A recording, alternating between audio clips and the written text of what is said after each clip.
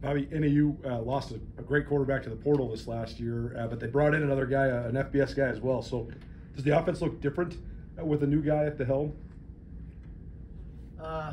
Well, no, not really. I mean, they're some of the things they're emphasizing, run game, pass game are maybe a little different, but I don't think that's quarterback based. I think that's just football. So they're pretty comprehensive in their run game. They're playing a lot of different people at the running back spots.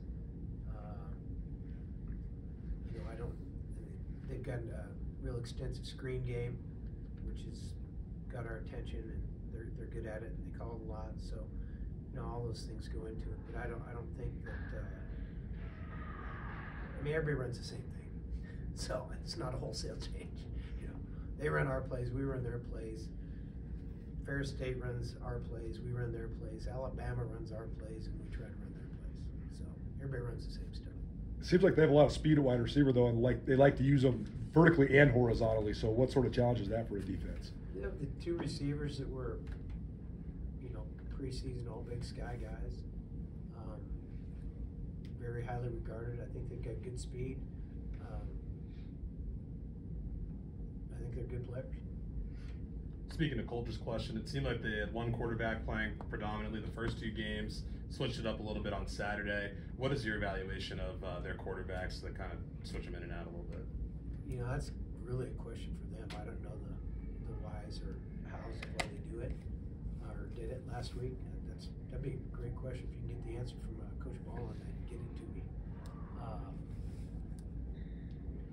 The first couple weeks they played one, and then they played two last week.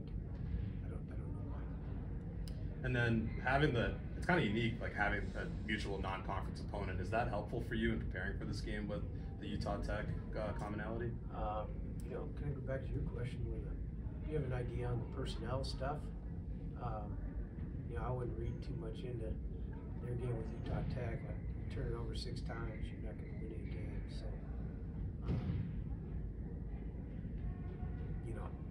that's what I wouldn't put too much into that. But I think it does help.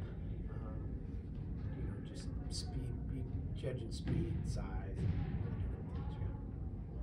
and alluding to some of Frank's questions earlier about the linebackers, Braxton's obviously a guy who stepped up, become a leader with that room. How have you been impressed with the way he's fulfilled his role and really been a big part of this defense so far? Well, I was real impressed. Saturday he had 15 tackles. It's a production-oriented business. Offense, defense, special teams. When you have plays to make, you either make them or you don't. And Braxton's doing a great job when they're his plays to make. He's making them. Like they all do, but guys like him that they're not at all like they were when they walked in the door as a football player. He's really evolved. He understands the game. He's physical, plays really hard, has great speed. Just a great guy to have in there at linebacker for us. Bobby, your evaluation of NAU defensively, what do they look like? What's their alignment like, and what sort of challenges does that present? They've changed coordinators, so they've changed a bit on defense. The front stuff's a little bit different. They pick their game plan, we don't, but they've shown a want to cover the center up in a variety of fashions, and so we're expecting a lot of the game with the center covered up, and then the other 10 around that. You've coached at the Walk-Up Skydome plenty of times, both as an NAU coach, but also as a Montana's coach. What makes that venue unique? It seems like there's this sort of a different feel to it when you go there. Well, it's really a cool building. It's like one of the largest all-wood structures in the world, and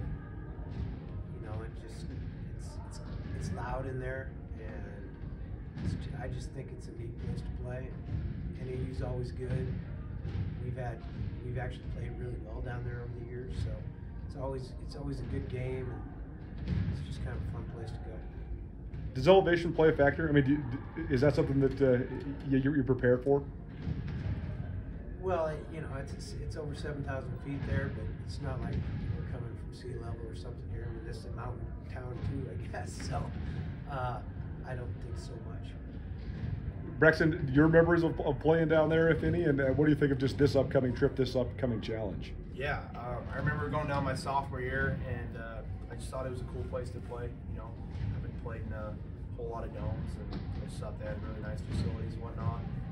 And yeah, just looking forward to going on the road with my brothers and trying to come 4-0.